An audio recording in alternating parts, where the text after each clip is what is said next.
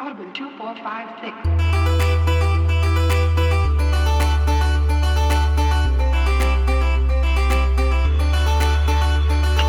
Listeners, welcome back to State of the Save. My name is Eric, your now feeling slightly better host.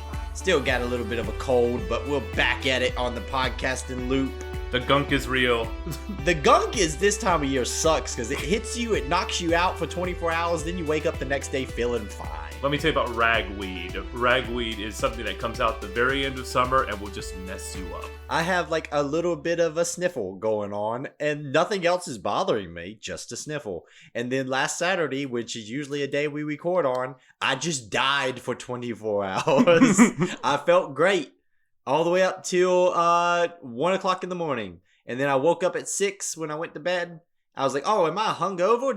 No, I had 2 beers. And I was like, this will clear up in an hour. Nope, I died for 24 hours and I resurrected on Sunday. I live, I die, I live again. Yes, basically. But that doesn't matter because we're here to talk about video games and ignore the word. Yes. Yes, put your headphones in, listen to video game talk, and don't worry about what's going on outside. Nothing good is happening. Everything's fine. Everything's fine in the world of video games. Everything's fine in the State of the Save universe. Or is it? Yeah, who knows?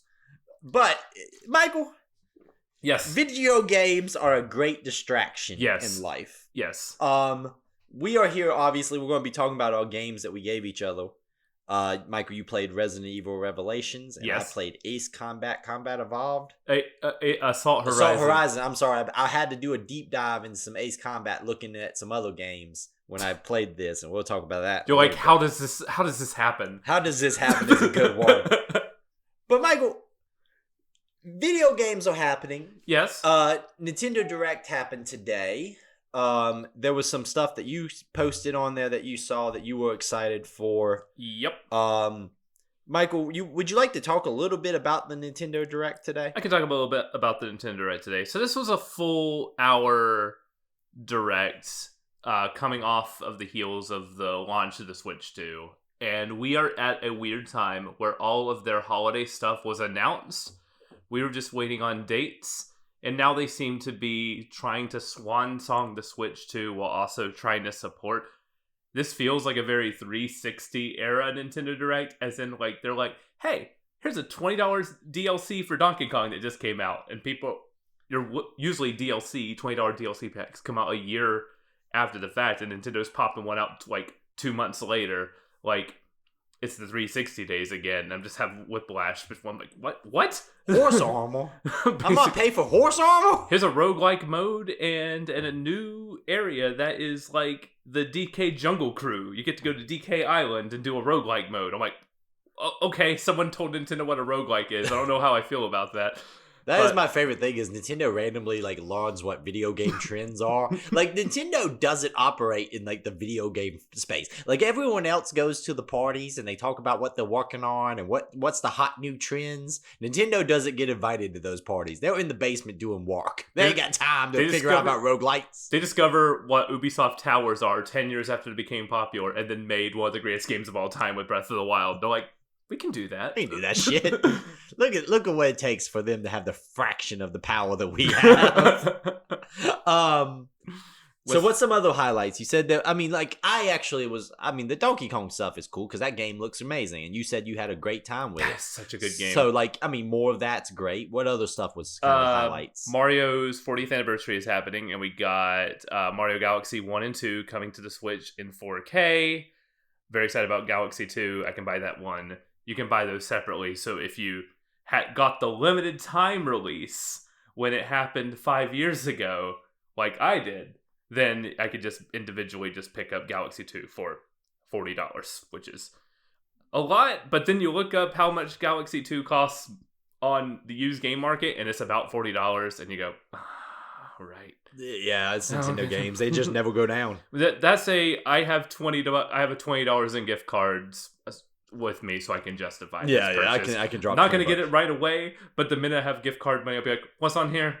Okay, fine. I'll play Galaxy 2 again. We got Virtual Boy is back. Yeah, I'm not entirely. You guys played the Virtual Boy, right? No. Okay, well, that's why you're excited about it. That thing gave me fucking headaches. I'm talking to one of the 5 people. My grandmother and grandfather had a Virtual Boy. Why? And I spent several afternoons, probably more than several, with my little head buried in the Virtual Boy. Did not have the stand, mind you. Don't you be spitting on your computer. God damn it. This is not a visual podcast. Damn it. We got a curse from Michael, everybody. That's a big plus. Yes, I had a Virtual Boy available to me and had my head jammed into that thing, and it would give me a headache after like 45 minutes, but I was a stupid kid who didn't understand what was giving me headaches, so I just kept going back and be like, it'll be fine. Yes, I'm getting sick, but it'll be okay. Oh, no. I believe they had the Wario game. Okay. And then had a Star Wars game, I believe. I don't know if it was a Star Wars thing, but there was a space. I think there was a spaceship shooter. I think there was a spaceship shooter. No one knows the names of these things. There's like a robot boxing game. There's the big one I remember was the Wario one. Okay, yeah, that was the big one for that. I think the big ones were that and like Mario Tennis, and there was Mario Yes, Clash, they had Mario Tennis, which as was well. like Mario Brothers on a 3D plane instead of like it was more horizontal. Instead of vertical. I didn't have access to that one, but I played a lot of Mario Tennis and I played the Wario game a lot. Well, so I have experience with the Virtual Boy, which is why I have no nostalgia for the Virtual Boy. Like, listen, I understand. We see if you brought out like a nice fancy Game Boy SP or something, I'd be like, oh yeah, yeah, the SP. Look at that. Look at that clamshell. Great times, great times. The Virtual Boy is just like motion sickness and sadness. And also, like I said, didn't have the stand, so I remember having to like set it up on her little coffee table and having to get down into like a compromised position to try to get in there to be able. You got to get in there and see it. We'll pass the 5-minute mark. Did you see that they are releasing a physical Virtual Boy for this thing? Yes. That you put your Switch 2 into, and then it triggers the stereoscopic 3D. Which, it's either that, or they have a cardboard version that you hold up to your face. I think you might be able to strap it to your head. I don't know. But apparently that's required. Nintendo is requiring the peripheral to play their Virtual Boy games. They do not understand that people might actually want to just see what these games are for 2 minutes and just bounce off completely. You're remembering that Nintendo doesn't care what you want. Yeah. This is about what Nintendo wants. And they're like, we're not releasing They had a 3DS system that could have had Virtual Boy games. Was the wound still fresh for them? Nintendo doesn't care what you want, Michael. Like, what part? Like, Nintendo don't care. Yep. We're gonna make a T-shirt, just Mario being like, I don't care, but it's gonna have to be like a very like slightly knockoff Mario, which is just Wario. But like I will never pretend to understand why they do the things they do, but I respect the company that just doesn't give a damn what you want. They will tell you what you want, and you know what? Its fan base will suck it up and still buy it, you know? I may have looked at it. Yeah, I mean, yeah, for everyone who just looks at it, there's somebody being like, I guess I have to buy that Virtual Boy. I'm stopping myself. One, that there's a line and that crossed it, but I can still look at it and go, they went for something here, didn't they? You violated my boundaries, Nintendo, but I'm still gonna fucking, come back to you on Saturday night. Hades 2 comes out in 2 weeks. Yes, that's exciting. That's a problem. Yeah, that's gonna be good. I mean, Hades is an amazing game. The The horny community very excited about Hades. There's a new Fire Emblem that seems to be a direct continuation of Three Houses. I love Three Houses, so very excited for a new Fire Emblem game. Coming out next year, to which I breathe a sigh of relief because a game I've been looking forward to for years, that's been rumored for years, Final Fantasy Tactics Remastered, comes out in just 2 short weeks, and I'm counting the days to that. So. Neither are like those are my games, but I can see why people are excited. Those are good things to put in a press conference. People are going to be excited about that. Yes. Resident Evil 7 through 9 are going to run native on the Switch too. They had weird 7 and 8 had weird cloud versions on the Switch like too. It was like you streamed it to the system. Yeah, but now they're native on there. I mean, with 9. I'm playing Resident Evil 9 is going to be a day one for me, but I'm not going to play that on a Switch. Yeah, that needs. I agree. That's a sit on a couch on your Xbox or PlayStation kind of game. There's a new Mario Tennis game that actually looks really good. I mean, Like, has a full open story mode. Now, the Mario sports games of the previous generation suffered from really excellent gameplay mechanics, but not enough content. So the fact that they're going like a full elaborate story mode, that's something I'll have to like wait and see. But the DK gets caught with performance-enhancing drugs. Mario's having to deal with the divorce while he's also trying to win the Grand Cup. Man, like I want some Mario lore, damn it. Someone showed Nintendo Challengers, and they're just like, "What if that?" Yeah, they're like, okay, cool. What's anything else of note? Final Fantasy VII Remake gets released in January. Xbox gets its release. Yeah, I'm excited about that for Xbox. The pricing seems pretty good across the board. $40 for the game and all the DLC. That's a good deal. I mean, anything that comes in under $50-$60 now is a steal. Yeah, so especially for that game. I know it's an older game, but as someone who will talk up that game, it is absolutely worth every penny. I love that. I love the remake trilogy so far. So to have people going to experience that thing has me really excited to see the discourse come back and people discovering that game again for the first time. We got Virtua Fighter 5 this winter. I need Virtua Fighter 5 on the Switch. That's just something I always want to have around. And those are my highlights. There's a bunch of other stuff in there. Didn't really hit me strong because, again, like all the stuff we knew about. They showed off more Metroid Prime 4 and Metroid has a motorcycle, to which... Metroid? Yes. Metroid has a motorcycle? Yes. Or does Samus have a motorcycle? The Metroid. The Metroid game has a motorcycle. Samus is riding a motorcycle through a desert area, which led to some discourse I've never thought I would see, to people arguing, Samus doesn't need a motorcycle. Why is there a motorcycle in this game? To motorcycles are objectively cool. Why are we arguing about this? Why would you take away the motorcycle? Metroid's about like tight corridors and feeling isolated, and a motorcycle in this open world zone go completely. But yeah, have you seen someone in power armor drive a motorcycle that looks like their power armor? This game is too cool. It makes me too freaking excited. I guess I need to poo on it. I mean, when did we stop liking cool shit? Exactly. You know what? Know what my political stance is now? America 2025, Eric Suggs, vote for me. Damn, cool shit should be cool is what I'm gonna run on. Amen. Power armor ladies on motorcycles are always something I'm down for. Like you will pry that from my cold dead hands. In fact, the people are like, this goes against Metro. I'm like, how dare you? Yeah. Just be glad you're getting this thing after so long. Just grow up, bro. Metro 4 is going to be cool. Has a game been downgraded with the addition of a motorcycle? No. Devil May Cry has a motorcycle weapon in the last one where he swings the two tires around and smacks shit, and then if you hit the combo right, he puts them two together to make the motorcycle and then rides around the motorcycle. Yeah, exactly. It's just objectively cool. Mm-hmm. If you say otherwise, you are wrong. Like Claire in Resident Evil 2 comes in on a motorcycle. Write in to stateofthesave@gmail.com if you know of a game that was made worse by the addition. And I will write you back and tell you why you're fucking wrong, guys. Exactly.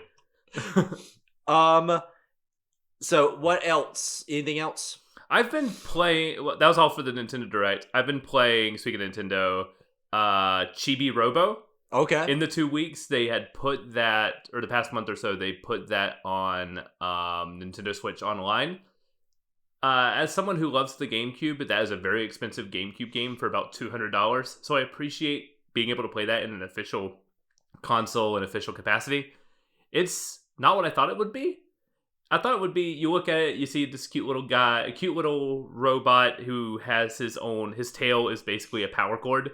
And he runs around and recharge your health. You go out to a power outlet and plug in, and it charges you back up. That's how I recharge my health. Exactly. You think it's like, it's going to be like a 3D platformer type thing. It's like a 3D adventure game. Oh, okay. You have this house, and you operate on like a day-night cycle system, where during the day, you deal with the family and their personal problems and everything. They're going through hard times because the wife is mad that the dad bought a very, very expensive robot for their child, and all of a sudden they can't afford to pay their bills because he's been on hot water for buying a bunch of other expensive toys and everything, so they're in hot water. Meanwhile, the 5-year-old is dressed like a frog and will only communicate in the form of ribbits. This just seems like a modern version of my life. And then on the night side, the toys come to life like it's Toy Story, so you gotta solve the toys problems. So everything kind of evolves around this little robot trying to solve people's problems and fix all During the the problems day, that he's arise. fixing a marriage. At Basically. night, he's fixing Robo Toy number 3's personal problems. Like a toy pirate lost his spaceship in like the sandbox in the backyard, so you gotta like find a shovel in the form of a spoon and help dig that up and everything.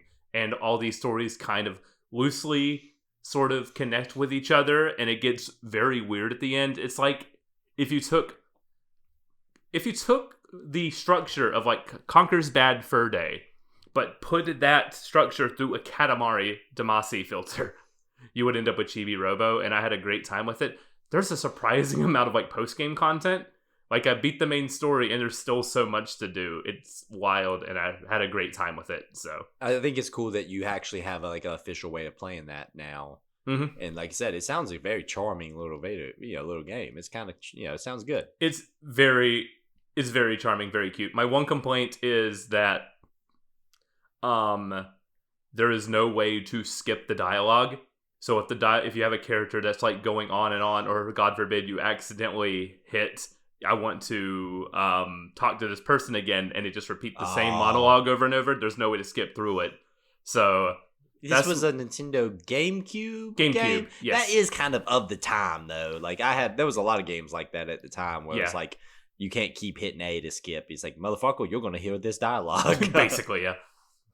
I've been playing a re-release of a game, the second re-release, Gears of War Reloaded. Yeah, came out. I'm in a weird little moment where like Metal Gear Delta was about to come out and all this other stuff, and I was like, what am I gonna play? I'll play some more Gears of War. And Gears of War Reloaded is a fascinating game because they did very little to try to like change how that game plays, and it is fascinating to see a more modern audience go back to how unfair that video game is. In a world in which most multiplayer games are extremely balanced to hell, and things are meant to be fair and free, and you're supposed to understand why you had this happen, Gears of War gives no shits. Does the shotgun still make sense? No. Is those maps designed to have like moments where it's like, I guess this sniper rifle, if you get to it first, you just kill everybody? Yes. Is it still fun? Yes. Do not treat that game seriously. Anytime I get into a lobby and I hear anybody trying to treat Gears of War in the year 2025 seriously, I will leave that lobby. I am here to do dumb shit and try to shoot people in the head with a sniper rifle on the canals. That game has aged so weirdly because as multiplayer games have become more like crowdsourced and tested and almost like not, I don't want to say sterile because that makes it sound bad, but like sport like. Yeah. Like multiplayer games now feel like a sport. There's like a level of fairness to everything. Well, if you hop into Gears of War now and you're playing with people who haven't played this in a long time or haven't played it before, that game is not fair. Like those maps are not designed to be fair. That game is designed to be fun. But and also it's been fascinating to see people who have never played it run into people who have never stopped playing Gears of War. And like you watch the new guy who's trying to use cover and trying to pop and shoot, and then you watch this jacked up on Red Bull motherfucker wall bounce his way across the map and just killing people in these like sliding wall bounces. And it's like, what am I supposed to do with that? And like, here's the thing. You're not supposed to do anything but get better at wall bouncing than he is. I am an advocate for crossplay in games. I'm glad, I believe this game has it. Yes, it does. If you're on PlayStation, turn crossplay off. You're going up against Xbox people who've been playing Gears of War for the past 20 years. It's like this guy has never stopped, you know. And the funniest thing is, like, I even played the campaign. Listen, I played through the Ultimate Edition of Gears of War last year. Mm-hmm. Weirdly enough, I just randomly did that last year before they announced this. And, like, that single-player campaign, still really good. Yeah. Still fun. Good campaign. Played that a few years ago and had a good time with that. Yeah. Gears 1, very good. Gears 1, 2, 3, even 4 and 5, not bad. Judgment gets a bad rap. I would defend Judgment. Gears is a fun, cool franchise, and I am happy that they're doing this. This should have been just a remaster of all the trilogy. It feels very weird that there was Ultimate Edition and then this, because Ultimate Edition doesn't really have anything that this doesn't also have. Like, it just feels like we needed an excuse because we're putting it on a PlayStation console, so we need a reason why it can be re-released. If Xbox doesn't get the new shiny edition, they're gonna be mad. Yeah, it's basically, we're putting it on PlayStation, so we'll go ahead and do it on everything. If you have no interest in playing the multiplayer with a bunch of people who are now getting back into it, then, you know, the campaign is not really going to be that much of a difference from the Ultimate Edition to me. It looks a little bit better, but it's very marginal. I hope that they go ahead and do this for 2 and 3, because 2 and 3 have not had fancy remasters, and it would be nice to see those in a nice remaster. 2 is so good. 2 is, like, genuinely really, really good. 3, underrated. 3 is also very good. Even, like I said, 4 and 5. 5 is weird. 5 has, like, an open world in points. 5 has, like, a modified ending where you can pick a choices and stuff. There's weird stuff in 5. 5 gets a bad rap. 1, it had the boo, it's a girl thing, because Kate is the main character in that game, right? But it also, which I didn't say ooh boo, that was just the internet.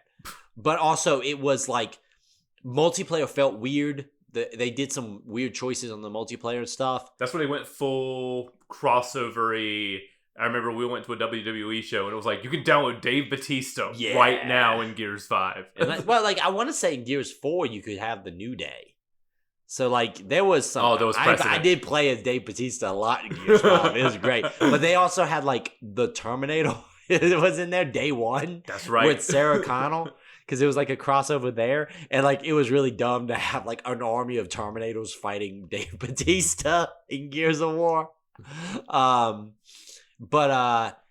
Yeah, it was a fun throwback for me playing that game. Because I remember playing Gears of War when it came out in my friend Ricky's room. Because it was like a graphical powerhouse when it came out. And it was a big deal. He had a new flat screen TV that we mounted, and then it fell off the wall 2 weeks later because we mounted it wrong, because teenagers should not be responsible for these things. But, like, I remember playing a lot of Gears, you know, early on, and it was fun to go back to. I had a really good time. Gears is a fun time. My wife was the one who got me into Gears of War. Lore drop here. Michael's wife is my sister. Have we ever outright said that? No, that we've alluded to it. I think so, but I feel like I needed to justify, because if I just said yeah, I know, because I played through all the Gears of War franchise with your wife, it sounds really weird if I don't explain that. Okay, fair point. Yeah, so I feel like I need to drop that lore there. But no, I played the whole original trilogy because the way it went every time one of those games came out is I played through the campaign on all the way up to hardcore, and then to player Insanity, to beat Insanity on that campaign, I needed a co-op partner, and there was only one person consistently there, and that was my sister, who weirdly enough doesn't play a ton of video games, but has beaten all 3 Gears of Wars on Insanity. There's 2 games she loves. It is Gears of War and Kirby. Yes. You cannot pry Kirby for it. I feel so bad. She really wants to play Kirby Air Riders, gets major motion sickness when it comes to racing games. But she's like, it looks so good. I'm like, there was a top-down mode in the original. Maybe it's back. Maybe it's like a top-down arcade racing game mode in here, so you can play Kirby. Because I just showed her the level in that where there is just constant motion happening on screen with how fast it's moving, and there's a level where the sea parts, so like the sea is like raging as you're moving past it, and she went, nope, can't do that. Yeah. It is incredibly weird though that is the levels of games that she plays. It is Kirby or it is Guilds of War. And like I said, and Animal Crossing, but that's just implied. That's if you like implied. Kirby, you like Animal Crossing, that's just implied. It is also funny though that she's only ever played those campaigns on the hardest difficulty possible. She has never played those campaigns with me on those other three. I know y'all tried. Didn't y'all play Judgment? We played Judgment. We played 1, 2, and Judgment together. I had got 4 for us to play, and then she started her own business and didn't have time to like dedicate to like Gears, and now she's into Kirby. I would love to see what like Gears of War 5, or maybe when E-Day comes out, if we could get people to do some content, we do a bonus show or something where we play Gears of War E-Day and see if she still has skills. She carried me through those campaigns because I was used to like Mass Effect style of cover shooter, and I was just getting out and getting killed. I was like, well, I got shields. No, I don't. And she was like, why are you just jump? You live by the wall. You stay by the wall. What are you doing? Also, remember, she's only played those with me on Insanity. I'm like, which is like a burst of gunfire kills you. And so I remember just screaming, oh my God, the rage that we had of like, when I pop, because we would do things, we got really good at like popping up and like, I was like really good at the sniping, so she would like bait fire, then I'd pop up and shoot him in the head with the sniper rifle, and it would be like, okay, 1, 2, 3, shoot, 1, 2, 3, shoot. And she was a dancer, so she was good at timing. I was a musician, I was decent too. So we go, and 1, 2, 3, fire, 1, 2, 3, fire, 1, 2. I remember beating General Ram that way in the Gears of War 1 with her. So yeah, very funny that was, and that's the only game franchise she ever played with me was Gears of War. Fun lore drop. I love that we drop random lore here on stage. So. This is a good segue into the games that we played for this week. Yes. Because both of the games we played this week are of this kind of 360 era, because yours was a 3DS game originally, but mine was a 360 game. The 2011-12 era, late era Xbox 360 for us, even though mine was a 3DS game. Michael? Yes. Would you like to start with the good, the bad? Oh, let's start with the good. Okay, that would be your game. Okay. I will. Good this was coming. Let me go first. Okay. Because I have less to say than I think you do. Okay, tell me about your experience with Ace Combat Assault Horizon. So, I wanted a sanity check if I was the crazy person for loving this game, and what I'm learning is, yes, I'm crazy. Michael, you are not crazy. Okay, so when I started this game, I wanted to like it. And then I had a couple of things instantly hit me that realized this game is not for me. So I do want to say that. 1, I realized I do not enjoy flying an aircraft in any video game ever. And at first I was like, why would I do that? This is like a fighter jet thing. But then I was like, dude, in Battlefield, I will not get in the planes. I tried to play like Star Wars Squadrons. I didn't like flying in that. And I was like, eh.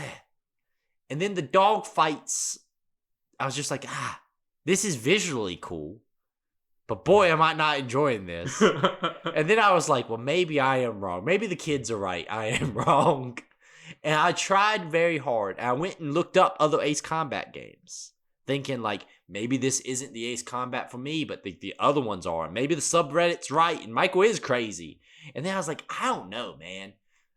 And so like I went through this weird emotional roller coaster with this. Where like at one point I was like, this is the game that they play on like a CSI episode in the background. Like I was like, I'm not having any fun with this. And then, but like I really struggled with it. So I got about, I guess like 4 missions in to try to give it a try. And it just did not connect. And I feel bad because I wanted to have this like long diatribe on why I didn't like it. Right? Right. Because that's good content. But it didn't even inspire that in me. Because there was things in it that are like, listen, like the opening mission feels really cool. There's like all the like the radio chatter going on when they're like, "Oh man, this guy's on you," and like it's exciting, and it still looks really good, you know. But it just something about it, just the loop of it, didn't connect with me, and like maybe if it maybe I felt like maybe I wanted it to be a little bit more simmy. Because it is kind of arcadey, you know, like there's the zoom ins when you do the dog fights and stuff. I don't know, Michael. And like, I can't tell you that you're wrong. I can tell you that maybe I am the worst possible judge of this game. Because like I was sitting there going, I was like, Eric, why is this not connecting? Why are you not? Did you know ahead of time that you weren't into fighting games or flying games? No. Or was it just all the gears connected? This taught me that moment. Like, because when I loaded it up, I'm like, hell yeah. Highway to the Danger Zone, baby. Tom Cruise, motherfucker over here. And then I was like playing it. I'm like, everything about this feels fine. But I was like, why am I not vibing with this? And then I was like, okay, well, what other games like this have you enjoyed? I started going through the list. And I'm like, I don't really enjoy anything that I fly in. I was like, I played TIE Fighter back in the day, but I don't even know if TIE Fighter was that enjoyable to me. And I was like, damn, maybe I just don't like flying stuff in video games. And it was this weird moment where I was sitting there on my bed because my 360 is hooked up in there.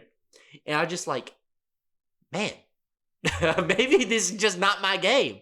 And like, I like it in premise. Yeah. But in execution, I just was like, huh. Nothing about it is offensive.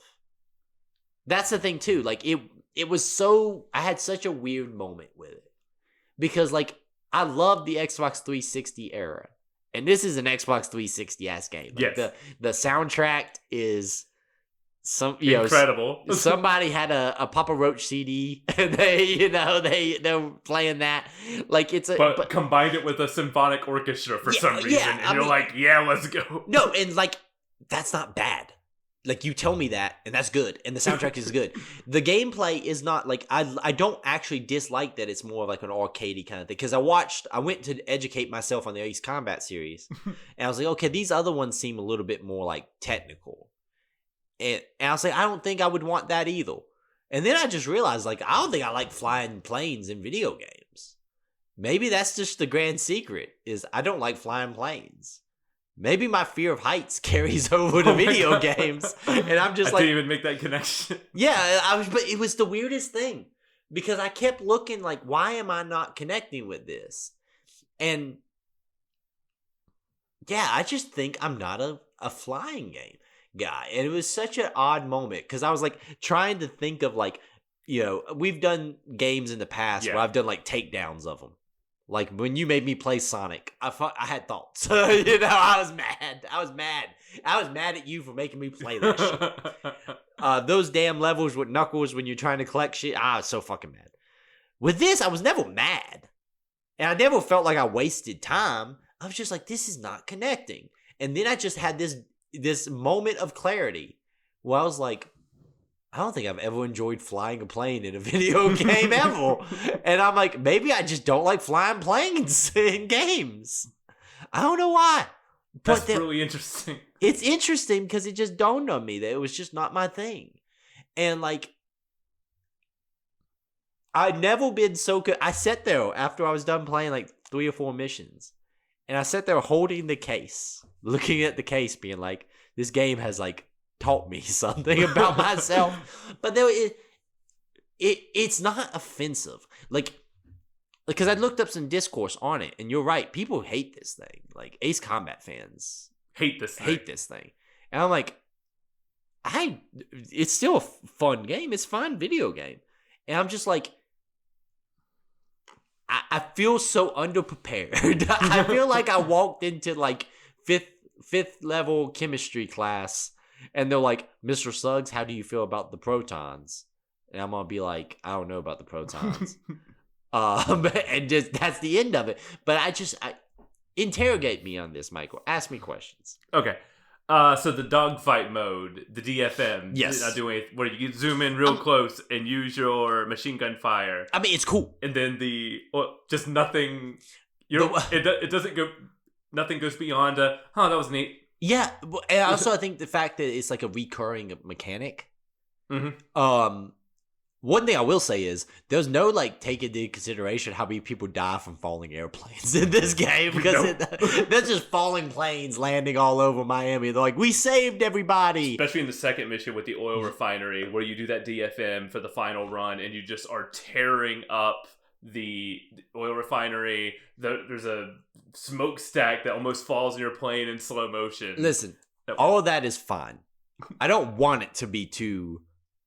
Take that. I want stuff to blow up. Yes. I want to have cool moments. And this game is what I thought would be a good intro into this series this is the most explodey shoot 'em up.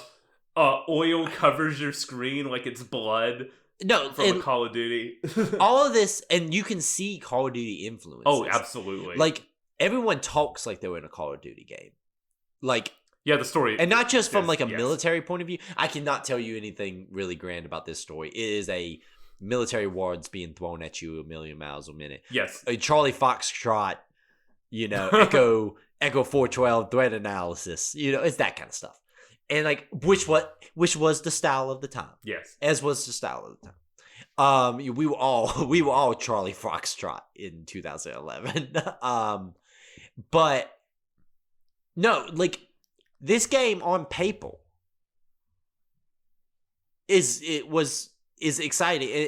It's not. It never like it's the weirdest thing because I sat there and I didn't feel wasted my time. Like I played the mission. I was like, oh, that's a pretty good game. But it was just like I just realized I was like, I've never connected with flying a plane in a video game, and this is the game about flying a plane. Well, and this is the kind of thing that we like about this new format is that it kind of captures the rental capacity of games. You look at a cover and go, maybe I like this, and you take it home and go, I'm stuck with this for 5 days. What do I do? To make you feel like, to stick with that, I played a little bit more Final Fantasy instead. And that's what I like about this format as well, because you can take risk. Yeah. But this game... We don't have to write and do an entire plot-for-plot dissertation on the lore of Ace Combat. Exactly. This game was so... I'm glad I played it, because now I kind of learned something about my taste. But also, looking at like the other Ace Combat games, those would be less my thing. Yeah. Like, of the games in this franchise, this seems to be the one that I am going to enjoy the most. Because the other ones seem a lot more technical and a little bit less Monster Energy drink and a little bit more, we're going to have some understanding of basic, 90-degree pivots in the air and stuff. And none of that stuff interested me at all. And also fake politics. Yeah, fake politics. Future war, drone warfare, war is hell. Yeah, and I'm like a little bit like... 7 kind of strikes the perfect balance, and 7 is actually my favorite, but I may not have got super into 7 if it wasn't for Assault Horizon. So I owe everything I love about the series to Assault Horizon and the original Air Combat for the PlayStation 1, which was the original Ace Combat. Then Ace Combat 2 spun from Air Combat. So those were the games. The really old and the Monster Energy drink nature of Assault Horizon led me to a game I absolutely adored with 7. Which, I mean, sometimes that's what these games unnecessarily intentionally do, is they bring people into a franchise who wouldn't have got into it otherwise. Yeah. Let's use Resident Evil as an example, right? Oh, we're cooking up a segue here. No one says Resident Evil 5 is their favorite Resident Evil. But a lot of people got into that franchise with Resident Evil 5. It was a big release. It was a co-op game. It came out at a time where online multiplayer was getting big. People wanted to play stuff with their friends. And how many Resident Evil 4 was critically acclaimed, so people wanted to hop on the next one. And 5 outsell 4?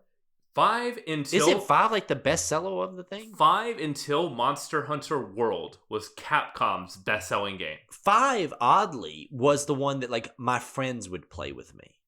Because I got into Resident Evil with Resident Evil 4.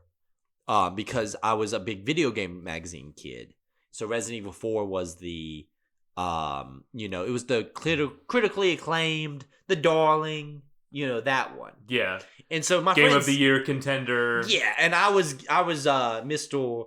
Better Than You video game nerd at the time, being like, oh, you're over there playing Call of Duty 4. I think Game of the Year probably would be this. I was that guy. You were the friend whose house people would come over and check out video games. Exactly. And then rent the sequel from Blockbuster and go, it's not as good. And yeah, and when I told them it wasn't cool, they'd be like, yo, you're a nerd. Long story short, that game kind of is that for this, right? Where people got into it with 5. They're like, hey, I'm going to get into Resident Evil. And if they enjoyed it, they maybe backtracked. And they went and played 4. And they played, God help them if they played 6. But then they played 7 and 8 and the remasters. And now they're a fan. Yeah. This is one of those things that made that for you, right? Yeah. You got in with the Monster Energy drink of Ace Combat games. And then you stuck around for the ones that other people like. Exactly. That is a part of this whole thing. And I think there's an understatement that these games do help grow franchises. Now, at the time, that was not the intention. At the time, it was a Japanese studio desperately trying to capitalize on Western games' popularity. Especially since Ace Combat 6, which was an Xbox 360 Japanese-made exclusive that was in the strange reel, underperforms. So what do? What's popular over there? Call of Duty. Yes. So, got it. Stick a gun in the hands. I'm surprised though, is it on foot sections? The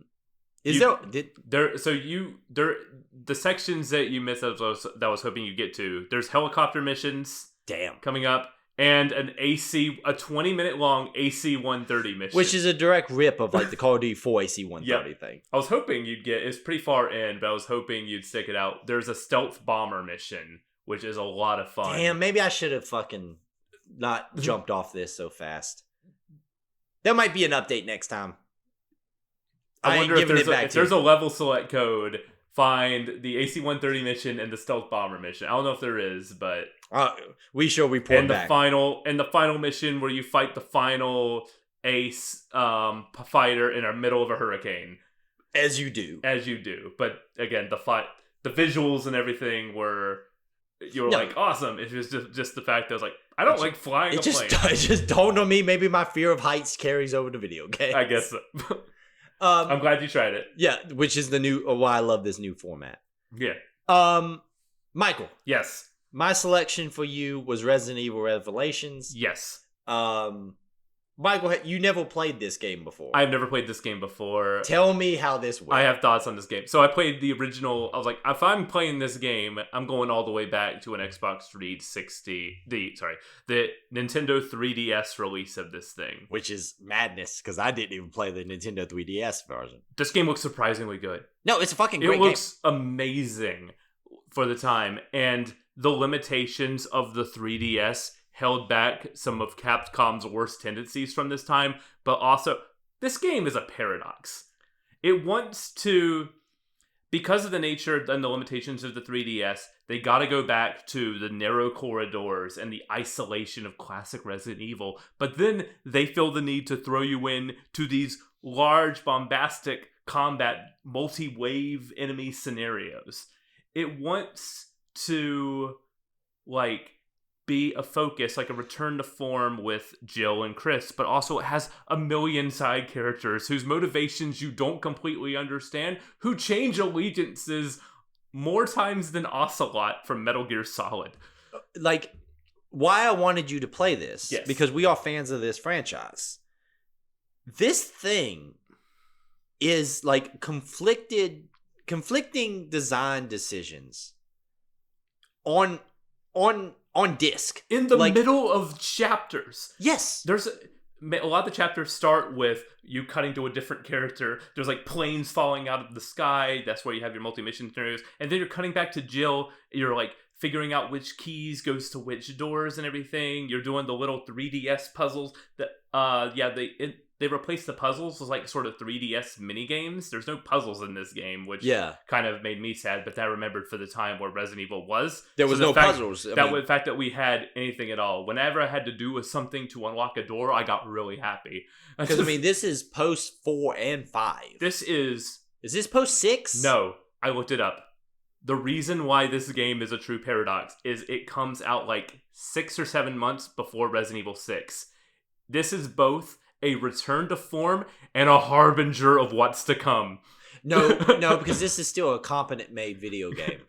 I will fucking die. If Resident Evil 6 has no haters, I'm dead. I mean is it's, even though this is a very good game, you see Capcom's kind of worst tendencies popping up in here every once in a while. The bombastic story, which makes no sense. The villains, I wrote it down like 5 times. I forgot the name, like Veletro, whatever. They're like just Russian umbrella or something. Well, but also there is no explanation of what their overarching, like, because it's like, okay, let's for a second here. Yes, I'll let you go and then I'll sum up. Yeah. Yes. But like, because I this is why I wanted you to play this damn thing, because I did not play this till last year. As a Resident Evil fan, I was excited. I played it through 8, and I was like, man, let me just knock out some of these ones I've missed. This game is the most... You're right. It is like everything that was good about this franchise is here. Everything that's about to go wrong is here. But then there's weird, like, harbingers of stuff that's way down the line. Like, there's a stalker enemy this game. That's the best boss fight in this game with the racial stuff, because you are working your way back through the same corridors that you've been before with a persistent enemy that is chasing you through the vents. Which is tense. It is terrifying. It turns a dead body. It does the Resident Evil 1 thing where it turns a previous dead body into an enemy. That was like the remake of Resident Evil 1. They did that with the Crimson Head. So it brought back the persistent enemies of the future games along, sort of, with like the Crimson Heads with Resident Evil 1. And that combo is like really, really great.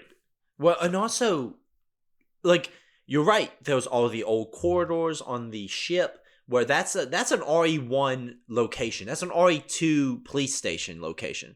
Then you have RE5 level, just like Chris.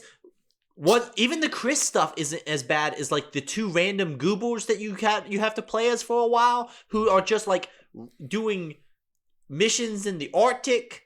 Who are those guys? Who are those guys? And you play as them multiple times. Yes.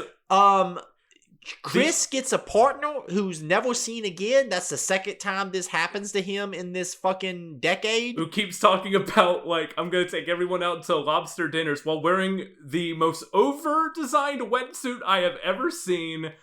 I was like, what is going on here? Michael, when you need a wetsuit, you need the right leg covered. Yes. And you need the left leg completely exposed. Yes. Because how else are you supposed to hit on your co-agent here while also moving aerodynamically through the water? This is very clear. I don't see what the problem is. But everything that is right and everything that's like both amazing and stupid about this game can be summed up in one gameplay sequence. Chris and Jessica get on the boat. They're going to go get Jill out. They storm the boat. You're storming areas you've been through before. It's a more action-y sequence. It's like in Resident Evil 8, where you're Chris going through the village and just wiping out the dudes that gave Ethan trouble for the past 10 hours. One of my favorite moments in Resident Evil history is because like Ethan's been like struggling with these guys for like 10 hours, and then Chris shows up and kills like 50 of them. Yeah. And it's like, oh, I guess Chris is just cooler than Ethan. You get that here, and then you get the moments, wait, some of the enemy placement is different. That's weird. And then you realize he's on the wrong ship. It's a Silence of the Lambs moment. Yeah. You've seen that movie where they're like, oh, they'll storm in the house and the FBI's in the house, and then you find out It's the that wrong they're in the house. wrong house. It is that exactly thing. You're on the sister ship. And it's a great moment. Like this is there is so much good stuff in this thing. Like the way it control, I had to play a little bit with the controls on the 3DS, but I was very happy with how it played out. So I went with option C, which is where you use the control stick to go forward, back, and then strafe, and then use the buttons for aiming up and down, left and right in the environment, and then that leaves left trigger to aim, right trigger to shoot.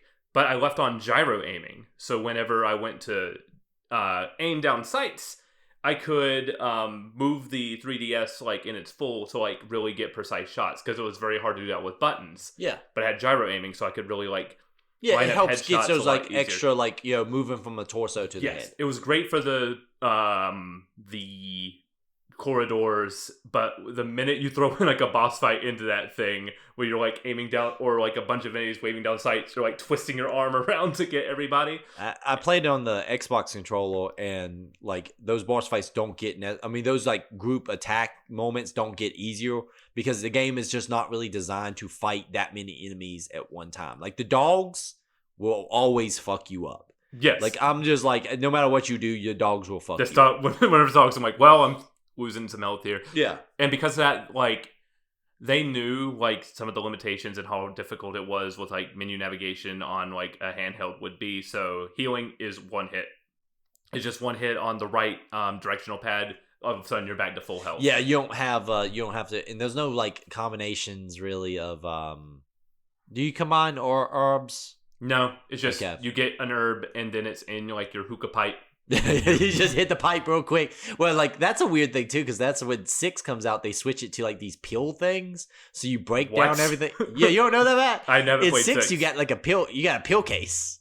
You go from smoking the weed to popping pills in 6. It's really freaking weird. I don't know why they did that. But yeah, 6 is a horrible video game. God, I fucking hate it to the day I die. I was really happy with like the amount of backtracking I was doing in this game.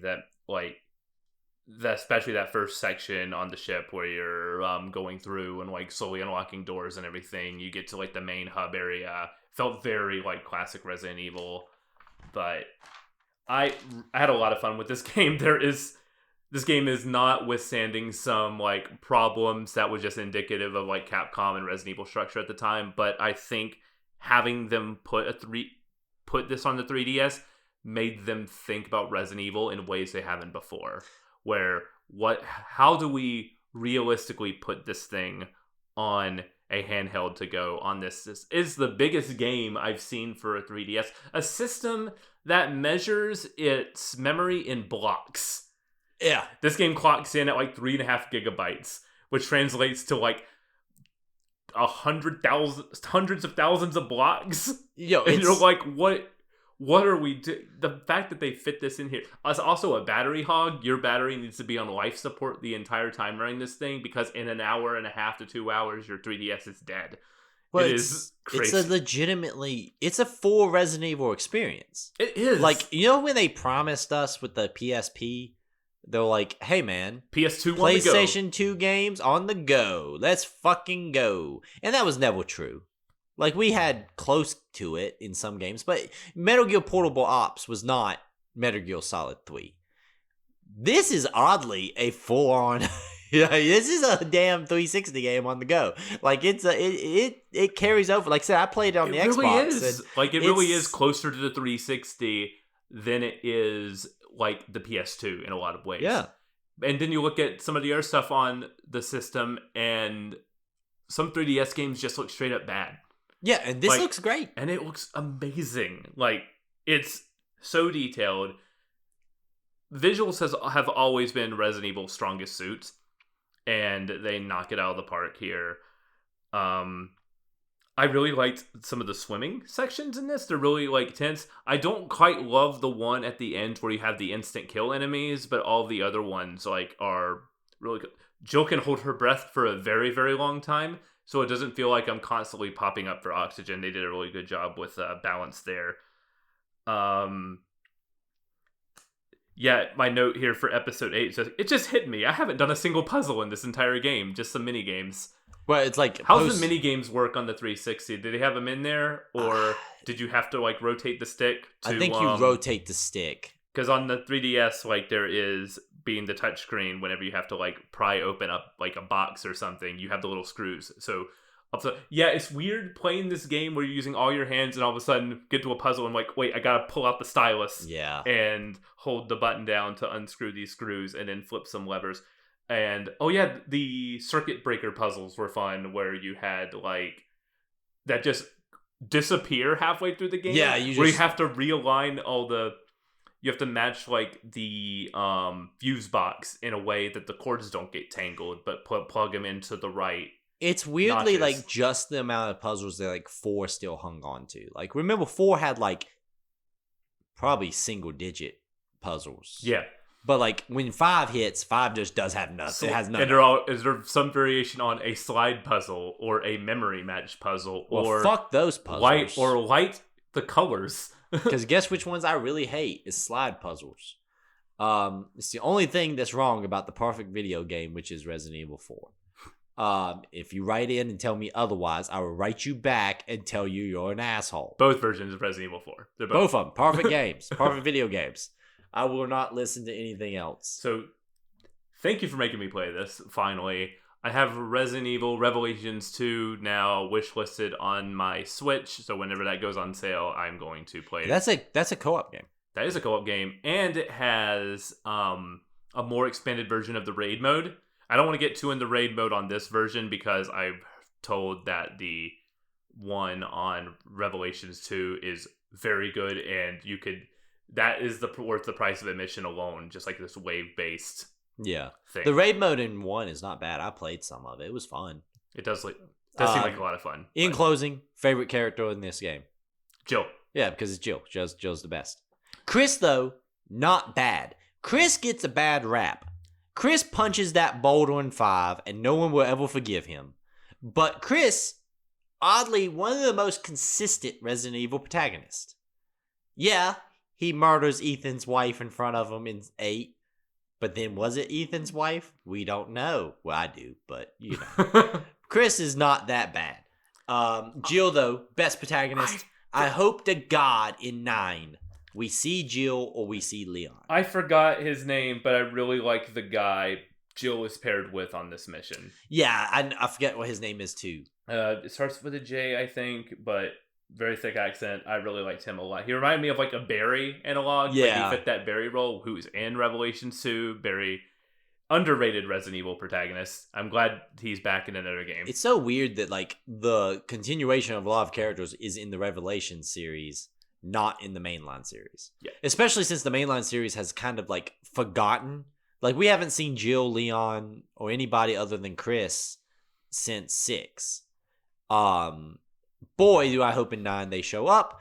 But I do think there's something interesting. Apparently, Leon was going to be in 9, and then they were like, how can you make a scary game when Leon Kennedy is the protagonist? Because Leon's not going to jump in a box falling over. That is a fair point. He needs to come in like Chris at the end. He needs to be the badass at the end who shows up and saves the day like Chris does in 7. Or just get... The episodic DLC stuff was cool for 7. Just do that again, but we're going through the same environments with your favorite Resident Evil characters, and they're Jill like, this is Chris not a and problem. Because Claire's not been in anything since Revelations 2. You can't make a first-person shooter with Leon. It doesn't work with Leon. No, because Leon kicks shit. Yes. No, I'm glad you enjoyed it. Resident Evil Revelations is a top-tier Resident Evil game. I will not. I am as equally perplexed by it as I did enjoy it. Yeah, but it's so fucking good. It was a lot of fun. I'm glad I played it. I'm glad we actually postponed this because I was right at the end and I didn't have time to finish it. And then we postponed this episode due to you being sick. I'm like, I have time to finish Revelations. Yes. All right. Cool. We're coming up on our time here, but let's talk about what games we're going to give each other for next show. All right. Michael, because this new format allows me to give you random weird ass video games. This is what I wanted. Yes. Lay Michael, it on me. People might be surprised at this, but I really do enjoy football. I enjoy the football coming back. My Washington Commanders dropped to the Green Bay Packers yesterday. That sucks. But, Michael, I'm giving you a very simple game, something you can play on and off for the next couple hours too. Okay. But it's a game that I have gone back to recently, including this afternoon, Really? which is NFL Blitz 2000. NFL specifically 2000. Yes. Okay. Yes, because that game is still the peak of arcade sports games. In a world in which I do not give a damn about Madden or any of those games, NFL Blitz 2000 is the greatest sports game to ever exist in the history of sports games. I like this. So there's a theme here with like unbridled joy. Yes, this is unbridled joy. Yes. It's not, is it like going to inspire as deep conversation as all other games? Maybe, maybe not. But Michael, sometimes you just gotta sit down and play an arcade football game for 2000. NFL Blitz 2000. NFL Blitz 2000 for the PlayStation. I have a copy. I will give it to you if you would like me to. I will hand it to you on the way out. I want to play that on OG hardware. Yes, it's fucking great. It still holds up to this day. I played a game as the Atlanta Falcons versus, I believe, the Detroit Lions today. And, just sometimes you do that. I will take the Carolina Panthers to the championship because, by God, somebody has to. It's the only time they will ever go to the championship. You're talking to a guy who played Tecmo Super NBA basketball and took the Charlotte Hornets all the way. Before they got rid of the Charlotte Hornets and then the Bobcats showed up. It's a whole thing. Yeah.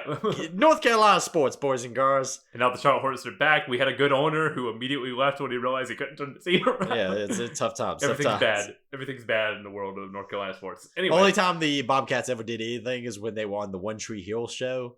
And Nathan from One Tree Hill led them to the NBA Finals. Apparently, they had to write a show about how they could win games.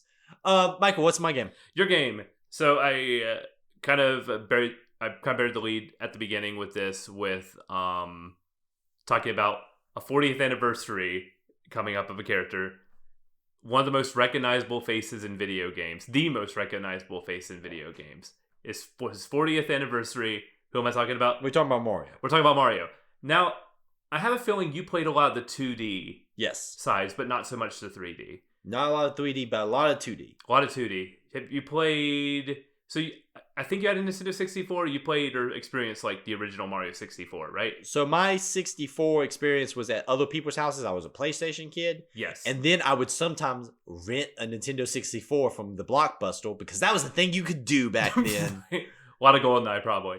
But the GoldenEye and Rogue Squadron. Well, I'm not making you play Mario 64. Okay, well that feels like a barrier. You are playing my personal favorite of the 3D games. Okay. A game on a console you missed with the Nintendo Wii. Oh, on the Wii. I was about to guess Sunshine. So which one is I it? gave you the choice between the weird Black Sheep again, but you deserve an unbridled classic. You deserve one of my favorite games ever. You're playing Super Mario Galaxy. Hell yeah! Okay, this is exciting because I have not played Super Mario Galaxy, so I am excited about this. Okay, this is good. Well, also what I'm glad about is because my choice for you this week is kind of a more lighthearted, but that's kind of what fits with this theme. This is a lighthearted show. When the world gets dark and depressing outside, Michael, we play games that are not dark and depressing. I'm glad you never played this ever. Have you played this one at a kiosk or at a friend's house? I think I've played before, like a mission or not a mission, but a level or two. I think I played it. Weirdly enough, I think I played it at like a comic convention where they were doing like demo disc. I don't know. I remember standing among a bunch of people playing it before it came out or right as it came out. Mm-hmm. But yeah, I am excited about this.